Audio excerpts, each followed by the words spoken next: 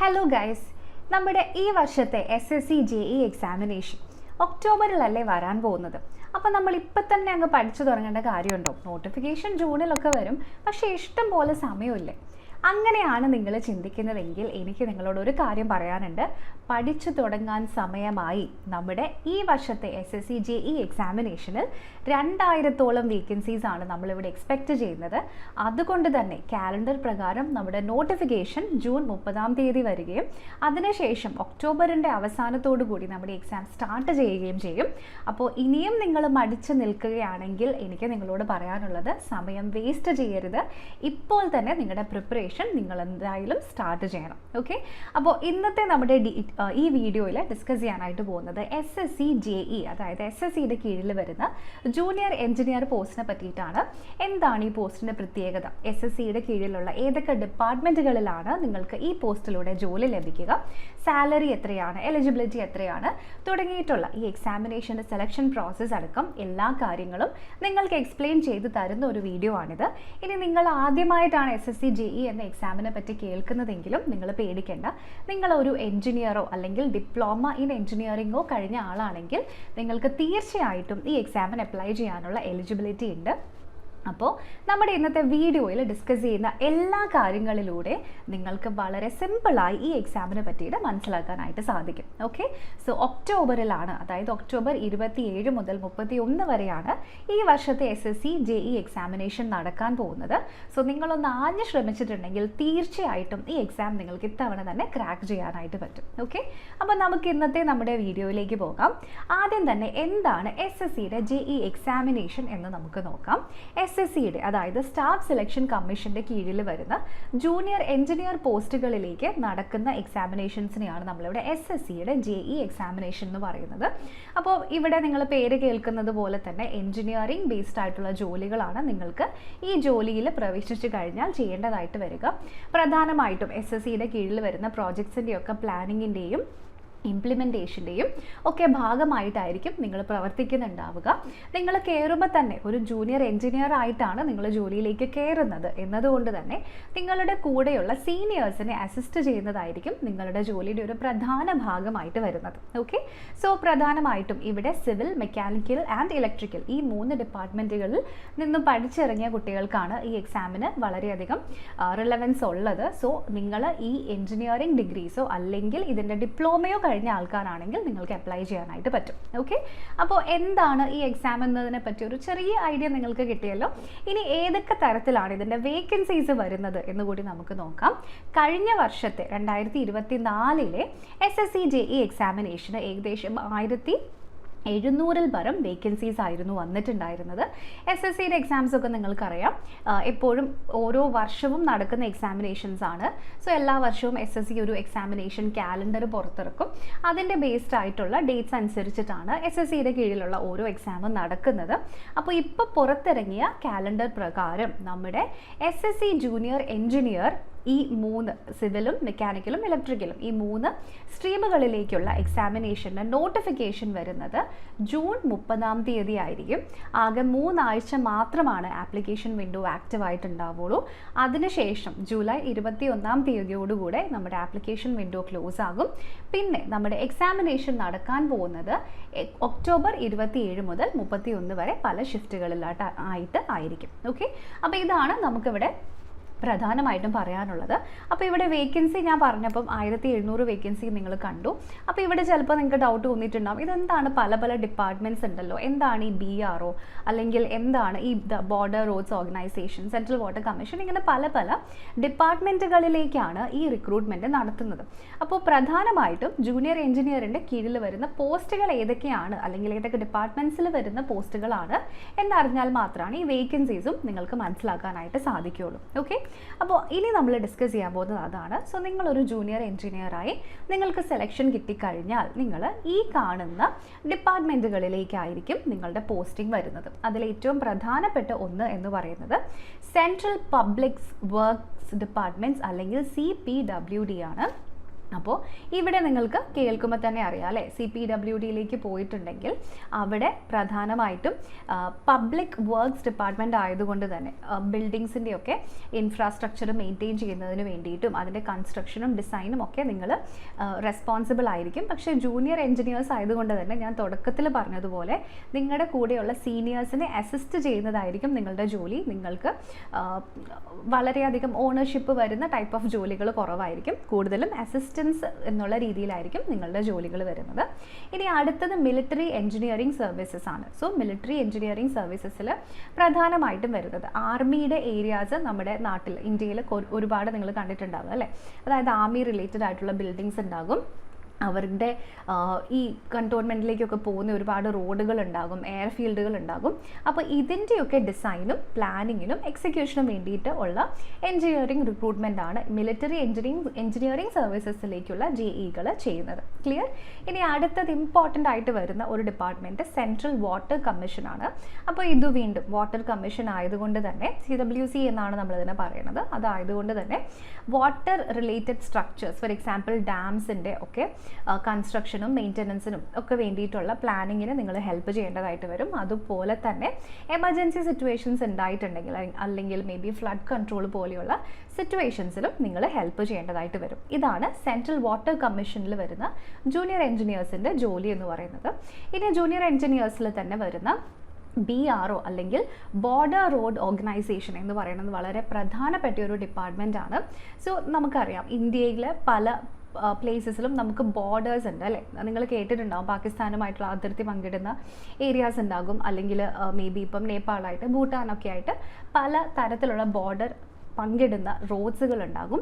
അപ്പോൾ ഇതിന് കുറച്ചും കൂടി ഡിഫറെൻറ്റ് ട്രീറ്റ്മെൻ്റ് ആണ് നമ്മുടെ നാഷണൽ ലെവലിൽ നമ്മൾ കൊടുക്കുന്നത്. സോ അങ്ങനെയുള്ള റോഡുകളുടെ മെയിൻ്റനൻസിനും അവിടെയുള്ള ബ്രിഡ്ജസിൻ്റെയും ടണൽസിൻ്റെയും ഒക്കെ കൺസ്ട്രക്ഷൻസിനും അതുപോലെ തന്നെ സൂപ്പർവിഷനും ഒക്കെ വേണ്ടിയിട്ട് ഉള്ള എഞ്ചിനീയറിംഗ് റിക്രൂട്ട്മെൻ്റ് ആണ് ബോർഡർ റോഡ് ഓർഗനൈസേഷൻ BROയിലേക്കുള്ള ജൂനിയർ എഞ്ചിനീയേഴ്സ് ചെയ്യുന്നത്. ഇനി അതുകൂടാതെ തന്നെ അനേകം പബ്ലിക് സെക്ടർ അണ്ടർടേക്കിങ്സിലേക്കും അല്ലെങ്കിൽ പബ്ലിക് സെക്ടർ യൂണിറ്റ്സിലേക്കും ജൂനിയർ എഞ്ചിനീയേഴ്സിനെ റിക്രൂട്ട് ചെയ്യാറുണ്ട്. അപ്പോൾ ഇത് മാത്രമല്ല, അല്ലാതെ തന്നെ നിങ്ങൾ SSCയുടെ JE എക്സാം ക്ലിയർ ചെയ്തിട്ടുണ്ടെങ്കിൽ, നിങ്ങൾ ക്വാളിഫൈഡ് ആയിട്ടുള്ള ഒരു SSC JE ആയി കഴിഞ്ഞാൽ സെൻട്രൽ ഗവൺമെൻറ്റിലെ മറ്റ് പല ഡിപ്പാർട്ട്മെൻറ്റുകളിലേക്കും നിങ്ങൾക്ക് പോസ്റ്റിംഗ് വരാം. ഓക്കെ, അപ്പോൾ അതാ ഇനി നമ്മുടെ വേക്കൻസീസ് നിങ്ങൾ നോക്കിയിട്ടുണ്ടെങ്കിൽ കാണാം. ജൂനിയർ എഞ്ചിനീയർ ഓഫ് സിവിൽ, ഞാനിതൊന്ന് എൻലാർജ് ചെയ്തിട്ട് നിങ്ങൾക്ക് പറഞ്ഞു തരാം.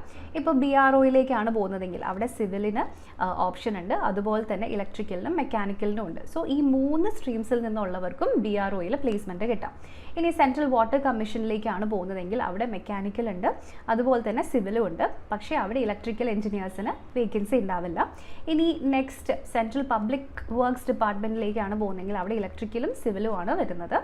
ഇനി നെക്സ്റ്റ് റിസർച്ച് സ്റ്റേഷൻ നിങ്ങൾക്ക് ഇവിടെ കാണാൻ പറ്റുന്നുണ്ടാവും അല്ലേ. ബ്രിഡ്ജ് പ്രോജക്റ്റ് എന്നൊക്കെ പറഞ്ഞ് നിങ്ങൾക്ക് ബാരേജ് പ്രോജക്റ്റ് എന്നൊക്കെ പറഞ്ഞ് പലതും ഇവിടെ കാണാൻ പറ്റും.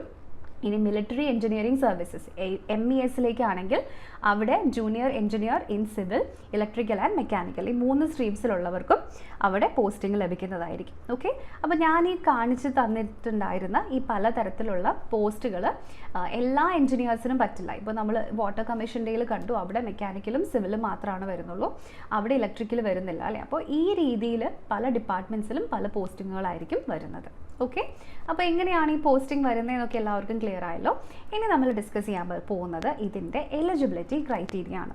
സോ ബേസിക്കലി എല്ലാ എഞ്ചിനീയറിംഗ് എക്സാം പോലെ തന്നെയാണ് ഇവിടെയും നമ്മുടെ എലിജിബിലിറ്റി ക്രൈറ്റീരിയ വരുന്നത്. ഒന്നെങ്കിൽ നിങ്ങൾക്കൊരു റെഗുലർ ആയിട്ടുള്ള റെക്കഗ്നൈസ്ഡ് യൂണിവേഴ്സിറ്റിയിൽ നിന്നും BE അല്ലെങ്കിൽ BTech ലഭിച്ചിട്ടുണ്ടായിരിക്കണം, അല്ലെങ്കിൽ നിങ്ങൾക്ക് അതിൻ്റെ തന്നെ ഡിപ്ലോമ ലഭിച്ചിട്ടുണ്ടായിരിക്കണം. സോ ഫോർ എക്സാമ്പിൾ ഇപ്പോൾ സിവിലിൻ്റെ ജൂനിയർ എഞ്ചിനീയറിനെ പറ്റിയിട്ടാണ് നമ്മൾ പറയുന്നത് എന്ന് വിചാരിക്കുക. ഇവിടെ diploma in civil engineering from A recognised university or institute, അല്ലെങ്കിൽ BE ആൻഡ് BTech, ഇതാണ് ഇവിടെ എലിജിബിലിറ്റി വരുന്നത്. ഇനി ജൂനിയർ എഞ്ചിനീയർ ഇൻ സിവിൽ അത് CWCയിലേക്കാണ്, സെൻട്രൽ വാട്ടർ കമ്മീഷനിലേക്കാണ് നിങ്ങളുടെ റിക്രൂട്ട്മെൻറ്റ്, അതിലാണ് നിങ്ങൾ അപ്ലൈ ചെയ്യുന്നതെങ്കിൽ അവിടെ BE BTech ആൻഡ് ഡിപ്ലോമ അത് തന്നെയാണ് വരുന്നത്. ഇനി ഇലക്ട്രിക്കൽ CPWDയിലേക്കാണ് പോകുന്നതെങ്കിൽ അവിടെ വീണ്ടും പബ്ലിക് വർക്ക്സ് ഡിപ്പാർട്ട്മെൻ്റ് ആണ് കേട്ടോ, അവിടെ വീണ്ടും BE BTech ആൻഡ് ഡിപ്ലോമയാണ്. ഇനി ഡിപ്പാർട്ട്മെൻറ്റ് ഓഫ് പോസ്റ്റിലേക്കാണ് പോകുന്നതെങ്കിൽ സിവിലിന് ഡിപ്ലോമ അല്ലെങ്കിൽ BE ഓർ BTech, അപ്പോൾ അത് തന്നെയാണ് നോർമലായിട്ട് ഇവിടേക്ക് വന്നിരിക്കുന്നത്. ഓക്കെ, സോ ഈ 3 ഗ്രാജുവേഷൻ, അതെ 3 ഗ്രാജുവേഷൻ അല്ല 3 എലിജിബിലിറ്റി, ഒന്നെങ്കിൽ BTech അല്ലെങ്കിൽ BE അല്ലെങ്കിൽ ഡിപ്ലോമ, ഇതിൽ ഏതുണ്ടെങ്കിലും നിങ്ങൾക്ക് അപ്ലൈ ചെയ്യാനായിട്ട് പറ്റും. അപ്പോൾ ഇനി 18 വയസ്സ് മുതൽ അങ്ങനെ മുകളിലേക്കുള്ളവർക്കാണ് എക്സാമിന് അപ്ലൈ ചെയ്യാനായിട്ട് പറ്റുക. നോർമലി 30 ഇയേഴ്സ് ആണ് പറയുന്നത്, പക്ഷേ സ്പെസിഫിക് ആയിട്ടുള്ള പോസ്റ്റുകൾ അനുസരിച്ച് ഏജിൻ്റെ കാര്യത്തിൽ ചെറിയ വ്യത്യാസമുണ്ട്. ഇനി ഇത് അൺറിസർവ്ഡ് കാറ്റഗറിയുടെ ഏജാണ് പറഞ്ഞത്. ഇനി നിങ്ങൾ OBC ആണെങ്കിൽ നിങ്ങൾക്ക് ഒരു 3 ഇയേഴ്സ് ഏജ് റിലാക്സേഷൻ കിട്ടും, SC/ST ആണെങ്കിൽ ഒരു 5 ഇയേഴ്സിൻ്റെ ഏജ് റിലാക്സേഷനും കിട്ടും. ഓക്കെ, അപ്പോൾ ഇത്രയാണ് ഈ എക്സാമിനെ പറ്റി പറയാനുള്ളത്. ഇനി അടുത്തതായിട്ട് ഈ എക്സാം എങ്ങനെ ക്രാക്ക് ചെയ്യും എന്ന് നമുക്ക് പഠിക്കണം അല്ലേ. അതിനുവേണ്ടി ആദ്യം നമ്മൾ അറിയേണ്ടത് എക്സാമിൻ്റെ മാർക്കിംഗ് സ്കീം അല്ലെങ്കിൽ എക്സാമിൻ്റെ പാറ്റേൺ എന്താണ് എന്നാണ്. ഓക്കെ, സോ പ്രധാനമായിട്ടും ഇവിടെ 2 ടിയറിലായിട്ടാണ് നമ്മുടെ എക്സാം നടക്കുന്നത്, Tier 1 ആൻഡ് Tier 2. രണ്ടും ഓൺലൈൻ എക്സാം ആണ്. അത് കഴിഞ്ഞ് ഡയറക്റ്റ്ലി ഇവിടെ ഇൻ്റർവ്യൂ ഒന്നുമില്ല, ഡയറക്റ്റ്ലി ഒരു ഡോക്യുമെൻറ്റ് വെരിഫിക്കേഷൻ ആയിരിക്കും ഉണ്ടാവുക. അപ്പോൾ ഈ പേപ്പേഴ്സിൻ്റെ ഒക്കെ സ്പ്ലിറ്റ് എങ്ങനെയാണെന്ന് നമുക്ക് നോക്കാം. സോ നിങ്ങൾക്ക് ഇവിടെ ക്ലിയർ ആയിട്ട് കാണാൻ പറ്റുന്നുണ്ടാവുക അല്ലേ. Mode of examination computer based ആണ്. സോ കംപ്ലീറ്റ്ലി ഓൺലൈൻ ആയിട്ടാണ് നിങ്ങളുടെ എക്സാം നടക്കുന്നത്. അപ്പോൾ ഇവിടെ നിങ്ങളുടെ ഫസ്റ്റത്തെ എക്സാമിനേഷനിൽ ഇവിടെ കാണാൻ പറ്റും ആദ്യം part A and part B, അല്ലെങ്കിൽ ഒരു ജനറൽ പേപ്പറും നിങ്ങളുടെ സ്ട്രീം റിലേറ്റഡ് ആയിരിക്കുന്ന ഒരു പേപ്പറും കൂടെ നിങ്ങൾക്ക് ഉണ്ടാകും. അപ്പോൾ അതിൽ രണ്ടിൽ നിന്നും ആക്ച്വലി ഒരു 100ഉം 100ഉം 200 മാർക്കിലായിരിക്കും നിങ്ങളുടെ എക്സാം നടക്കുന്നത്. ഒരു ക്വസ്റ്റിന് 1 മാർക്ക് വീതമാണ് വെയിറ്റേജ് വരുന്നത്. സോ ഇവിടെ ജനറൽ ഇൻ്റലിജൻസും അതുപോലെ തന്നെ ജനറൽ അവയർനെസ് മാത്രമാണ് നിങ്ങളുടെ പാർട്ട് എയിൽ അല്ലെങ്കിൽ ജനറൽ പേപ്പറിൽ വരുന്നുള്ളൂ. ഇവിടെ മാത്സും വരുന്നില്ല, അതുപോലെ തന്നെ ഇംഗ്ലീഷും വരുന്നില്ല. അപ്പോൾ ഈ 2 സബ്ജക്ട്സിലും വീക്ക് ആയിട്ടുള്ള ആളാണ് നിങ്ങളെങ്കിൽ ഇതൊരു ഗോൾഡൻ ചാൻസ് ആണ്, നിങ്ങൾക്ക് എന്തായാലും ഇതിന് അപ്ലൈ ചെയ്യാം. ഓക്കെ, സോ 50 ക്വസ്റ്റ്യൻ റീസണിങ്ങിൽ നിന്ന് വരും, 50 ക്വസ്റ്റ്യൻ മാത്സിൽ നിന്ന് വരും. അപ്പോൾ ഇതിൽ നിന്ന് ടോട്ടലി നിങ്ങൾക്ക് 100 മാർക്ക് കിട്ടും. അത് കഴിഞ്ഞ് നിങ്ങളുടെ പാർട്ട് A എന്ന് ഉദ്ദേശിക്കുന്നത് സെക്കൻഡ് പേപ്പറിലെ പാർട്ട് A. സെക്കൻഡ് പേപ്പർ എന്ന് പറയാൻ പറ്റില്ല, നിങ്ങളുടെ ടെക്നിക്കൽ പേപ്പറിലെ പാർട്ട് A എന്ന് പറയുന്നത് general engineering in civil and structural ആണ്. സോ നിങ്ങൾ അതാണ് ആപ്ലിക്കേഷൻ്റെ സമയത്ത് ഓപ്റ്റ് ചെയ്തിരിക്കുന്നതെങ്കിൽ, അതാണ് നിങ്ങളുടെ സ്ട്രീമെങ്കിൽ നിങ്ങൾക്ക് സിവിൽ എഞ്ചിനീയറിംഗിൽ നിന്ന് 100 ചോദ്യങ്ങൾ വരും. ഇനി ഇലക്ട്രിക്കൽ ആണെങ്കിൽ അങ്ങനെ, മെക്കാനിക്കൽ ആണെങ്കിൽ അങ്ങനെ. ഓക്കെ, അപ്പോൾ 100 ക്വസ്റ്റ്യൻസ്, ഒരു ക്വസ്റ്റിന് 1 മാർക്ക് വീതം. സോ 100 മാർക്കാണ് ടോട്ടൽ വെയിറ്റേജ് വരുന്നത്. സോ ഈ ഫസ്റ്റത്തെ എക്സാമിന് ടോട്ടലി നിങ്ങൾക്ക് കിട്ടുന്നത് 2 മണിക്കൂർ സമയമാണ്. ഇനി നമ്മുടെ നെക്സ്റ്റ് കമ്പ്യൂട്ടർ ബേസ്ഡ് എക്സാമിനേഷൻ എന്ന് പറയുന്നത് കംപ്ലീറ്റ്ലി നിങ്ങളുടെ തിയറി അല്ലെങ്കിൽ നിങ്ങളുടെ ടെക്നിക്കൽ പേപ്പർ ബേസ്ഡ് ആയിട്ടാണ് വരുന്നത്. സോ അതിൽ ഒരു ക്വസ്റ്റിന് 3 മാർക്ക് വീതമാണ് വെയിറ്റേജ് വരുന്നത്. സോ 100 ചോദ്യം 300 മാർക്ക് ആയിരിക്കും വരുന്നത്. അവിടെ വീണ്ടും 2 മണിക്കൂറാണ് ടോട്ടൽ എക്സാമിൻ്റെ ഡ്യൂറേഷൻ എന്ന് പറയുന്നത്. ഓക്കെ, അപ്പോൾ നമ്മുടെ ഒന്നാമത്തെ പേപ്പർ 1 അല്ലെങ്കിൽ CBT 1ൻ്റെ പാറ്റേൺ എന്താണെന്ന് നോക്കാം. ഡീറ്റെയിൽഡ് ആയിട്ട് നിങ്ങൾക്ക് ഇവിടെ കാണാൻ പറ്റും. ജനറൽ അവയർനെസ്സും ജനറൽ ഇൻ്റലിജൻസ് ആൻഡ് റീസണിങ്ങും മാത്രമാണ് ഇവിടെ വരുന്നുള്ളൂ. 50-50 എന്ന സ്പ്ലിറ്റാണ്, ഒരു ക്വസ്റ്റ്യൻ 1 മാർക്ക് വീതം. സോ ടോട്ടലി നിങ്ങൾക്ക് ഇവിടെ 100 മാർക്ക് കിട്ടും. ഇനി നിങ്ങളുടെ ടെക്നിക്കൽ പേപ്പറിൽ നിന്നും 100 മാർക്ക് തന്നെ വരും. ഓക്കെ, ഇനി നമ്മുടെ നെക്സ്റ്റത്തെ പേപ്പർ നോക്കിയിട്ടുണ്ടെങ്കിലോ അതും കംപ്ലീറ്റ്ലി കമ്പ്യൂട്ടർ ബേസ്ഡ് തന്നെയാണ്. അവിടെ പക്ഷേ ഒരു ക്വസ്റ്റിന് 3 മാർക്ക് വീതം നിങ്ങൾക്ക് അവിടെ കിട്ടുന്നത് വെയിറ്റേജ് എന്ന് പറയുന്നത് ഒരു ക്വസ്റ്റിന് 3 മാർക്ക് വീതം 100 ചോദ്യങ്ങളിൽ നിന്നും നിങ്ങൾക്ക് അവിടെ ടോട്ടലി വന്നിരിക്കുന്നത് 300 മാർക്കിലായിരിക്കും എക്സാം വരുന്നത്. 2 മണിക്കൂറാണ് 2 എക്സാമിൻ്റെയും ടൈം. ഓക്കെ, അപ്പോൾ എക്സാം പാറ്റേൺ എങ്ങനെയാണെന്ന് എല്ലാവർക്കും മനസ്സിലായല്ലോ. ഇതിന് ശേഷം വേറെ ഇൻ്റർവ്യൂവും അങ്ങനെയൊന്നുമില്ല, ഡയറക്റ്റ്ലി ഒരു ഡോക്യുമെൻറ്റ് വെരിഫിക്കേഷൻ മാത്രമാണ് ഉണ്ടാവുള്ളൂ. അപ്പോൾ ഇനി ഇത്രയും മനസ്സിലായ സ്ഥിതിക്ക് ഇനി നമ്മൾ ഈ ഒരു എക്സാമിനേഷൻ്റെ സിലബസ് എന്താണ് എന്ന് കൂടി ജസ്റ്റ് ഒന്ന് നോക്കാം. ഞാൻ നേരത്തെ പറഞ്ഞല്ലോ, നമ്മുടെ CBT 1ൽ നിങ്ങൾ നോക്കുകയാണെങ്കിൽ general intelligence and reasoning, general awareness, പിന്നെ ടെക്നിക്കൽ സബ്ജക്ട്സ് ഇതാണ് വരുന്നത്. അപ്പോൾ റീസണിങ്ങിൻ്റെ സിലബസ് നോക്കുകയാണെങ്കിൽ പൊതുവെ SSCയുടെ എല്ലാ എക്സാംസിലും വരുന്ന അതേ സിലബസ് തന്നെയാണ് എവിടെയും വരുന്നത്. Analogy, similarity, differences, space visualisation, problem solving, analysis, judgement, decision making, visual memory, വീണ്ടും discrimination, observation, relationship, arithmetical reasoning, verbal and figure classification, അത് ബേസിക്കലി നമ്മുടെ ക്ലാസിഫിക്കേഷൻ ബേസ്ഡ് ആയിട്ട് വരുന്നത്. Number series, next abstract ideas, numbers, symbols, arithmetical computations, other analytical functions. So പൊതുവേ നമ്മൾ general intelligence and റീസണിങ്ങിൽ വരുന്ന അതേ type of questions തന്നെയാണ്, അല്ലെങ്കിൽ അതേ സിലബസ് തന്നെയാണ് ഇവിടെയും നമുക്ക് വരുന്നത്. പക്ഷേ ഇതൊരു എഞ്ചിനീയറിംഗ് ലെവൽ എക്സാം ആയതുകൊണ്ട് തന്നെ ക്വസ്റ്റ്യൻസിൻ്റെ ലെവലിൽ ചെറിയ വ്യത്യാസം ഉണ്ടാകും. കുറച്ചും കൂടി ഒരു കോൺസെപ്ച്വൽ ലെവൽ, അതായത് നമ്മുടെ കുറച്ചും കൂടി അണ്ടർസ്റ്റാൻഡിങ് ടെസ്റ്റ് ചെയ്യുന്ന ടൈപ്പ് ഓഫ് ക്വസ്റ്റ്യൻസ് ആയിരിക്കും ഇവിടെ നമുക്ക് ലഭിക്കുന്നുണ്ടാകും. ഓക്കെ, ഇനി അടുത്തത് ജനറൽ അവയർനെസ്സിൻ്റെ സിലബസ് നോക്കുകയാണെങ്കിൽ കറണ്ട് അഫെയർസിന് അത്യാവശ്യം നല്ല വെയിറ്റേജ് ഉണ്ട്. അതിനുശേഷം ഇന്ത്യയുടെ neighbouring countries, history, culture, geography, economic science, general polity, അപ്പോൾ ഇതൊക്കെ തന്നെയാണ് SSCയുടെ ഒരു ഒട്ടുമിക്ക എല്ലാ എക്സാംസിലും നമ്മുടെ ജനറൽ അവയർനെസ്സിൻ്റെ സിലബസ് ആയിട്ട് വരുന്നത്. ഇവിടെയും അത് തന്നെയാണ് ഫോളോ ചെയ്യുന്നത്. ഇനി നമ്മുടെ സിവിൽ എഞ്ചിനീയറിങ്ങിൻ്റെ സിലബസ് ജസ്റ്റ് നോക്കാം. അപ്പോൾ ഞാൻ സിവിൽ എഞ്ചിനീയറിംഗ് അല്ല സ്ട്രീം, അതുകൊണ്ട് ഞാൻ ജസ്റ്റ് വായിച്ചു പോകുന്നതേ ഉള്ളൂ. ഏതെങ്കിലും ടോപ്പിക്സിൽ നിങ്ങൾക്ക് ഡൗട്ട് ഉണ്ടെന്നുണ്ടെങ്കിൽ ഈ വീഡിയോയുടെ താഴെ നിങ്ങൾ കോമെൻ്റ് ആയിട്ട് ആഡ് ചെയ്താൽ മതി. ഓക്കെ.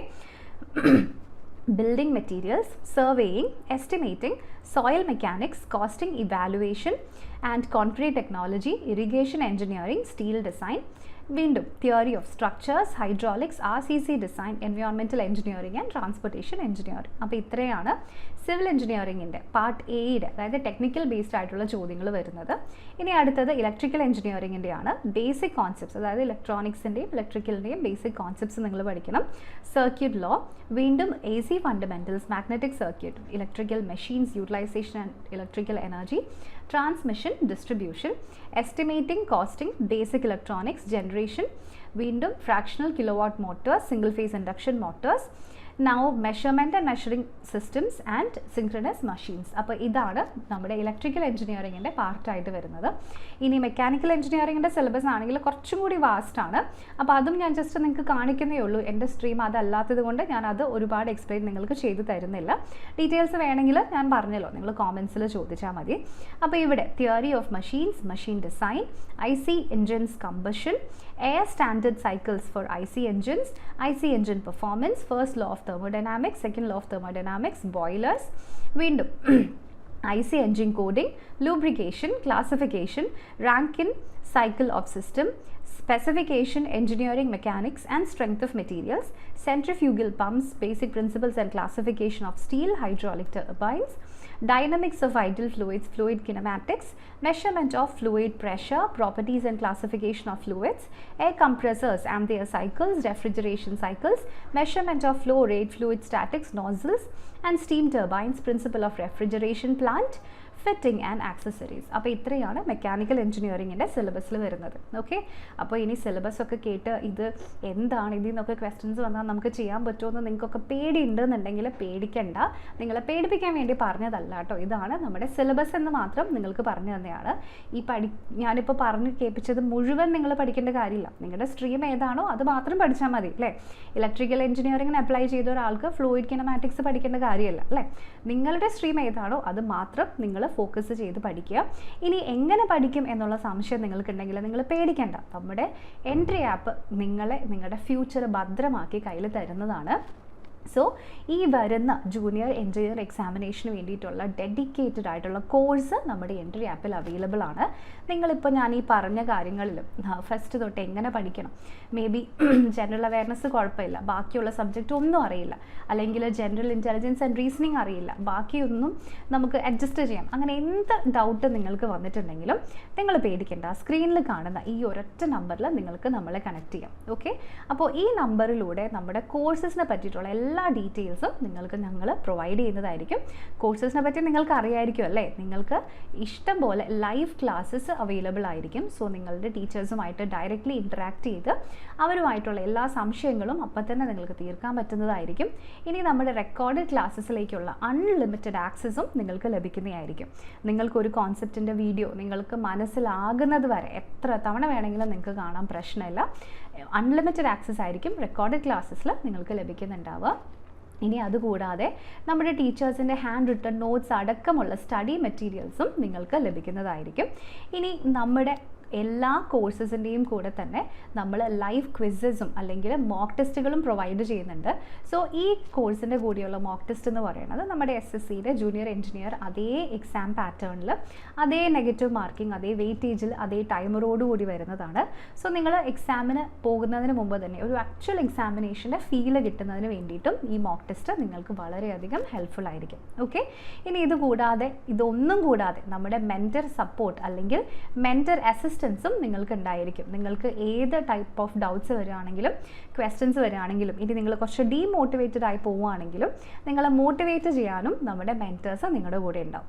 അപ്പോൾ ഇതിനൊക്കെ നിങ്ങൾ ചെയ്യേണ്ടത് ഇത്ര മാത്രം, നമ്മുടെ സ്ക്രീനിൽ കാണുന്ന ഈ നമ്പറിൽ ഒന്ന് കണക്ട് ചെയ്താൽ മതി. എക്സാമിനെ പറ്റി നിങ്ങൾക്ക് കൂടുതൽ അറിയണമെന്നുണ്ടെങ്കിലും നമ്മുടെ കോഴ്സസിനെ പറ്റി കൂടുതൽ അറിയണമെന്നുണ്ടെങ്കിലും തീർച്ചയായിട്ടും നിങ്ങൾക്ക് ഈ നമ്പറിലൂടെ നമ്മളെ കണക്ട് ചെയ്യാം. ഓക്കെ, അപ്പോൾ ഇത്രയും കാര്യങ്ങളാണ് ഇന്നത്തെ നമ്മുടെ ഈ ഒരു വീഡിയോയിൽ ഡിസ്കസ് ചെയ്തത്. ഞാൻ പറഞ്ഞതിൽ എന്തെങ്കിലും ഡൗട്ട്സ് തോന്നുകയാണെങ്കിൽ തീർച്ചയായിട്ടും കോമൻസിലൂടെ നിങ്ങൾക്ക് നമ്മൾ എഴുതി അറിയിക്കാം. ഇനി SSCയുടെ ജൂനിയർ എഞ്ചിനീയർ എക്സാമിനേഷനെ പറ്റിയിട്ട് കൂടുതൽ അറിയണം, ഇന്ന സ്പെസിഫിക് ടോപ്പിക്കാണ് നിങ്ങൾക്ക് അറിയേണ്ടത്, അങ്ങനെ എന്തെങ്കിലും നിങ്ങളുടെ ഇൻട്രസ്റ്റഡ് ആയിട്ടുള്ള ടോപ്പിക്സ് ഉണ്ടെങ്കിൽ അതും നിങ്ങളുടെ കോമൻസിലൂടെ പറഞ്ഞോളൂ. അതിനനുസരിച്ചും നമ്മൾ ഇനി വരുന്ന വീഡിയോസ് ചെയ്യുന്നതായിരിക്കും. ഓക്കെ, സോ നമ്മുടെ ചാനൽ സബ്സ്ക്രൈബ് ചെയ്തിട്ടില്ലെങ്കിൽ ഈ വരുന്ന വീഡിയോസ് ഒന്നും നിങ്ങൾക്ക് അതിൻ്റെ യാതൊരു നോട്ടിഫിക്കേഷനും കിട്ടില്ല. സോ മസ്റ്റായിട്ടും ചാനൽ സബ്സ്ക്രൈബ് ചെയ്യുക. അതിൻ്റെ കൂടെ തന്നെ നമ്മുടെ നോട്ടിഫിക്കേഷൻസിൻ്റെ ബട്ടൺ കൂടെ ഒന്ന് ഓൺ ചെയ്തിടുക. എങ്കിൽ മാത്രമാണ് നമ്മുടെ ചാനലിലൂടെ വരുന്ന വീഡിയോസൊക്കെ ചൂടോടെ നിങ്ങൾക്ക് കാണാൻ പറ്റുള്ളൂ. ഓക്കെ, അപ്പോൾ ഇന്നത്തെ ഈ വീഡിയോ ഇവിടെ അവസാനിക്കുന്നു. നിങ്ങളുടെ അഭിപ്രായങ്ങളും നിർദ്ദേശങ്ങളും നമ്മൾ എഴുതി അറിയിക്കുക. അടുത്ത വീഡിയോയിൽ നമുക്ക് വീണ്ടും കാണാം. Thank you so much for watching.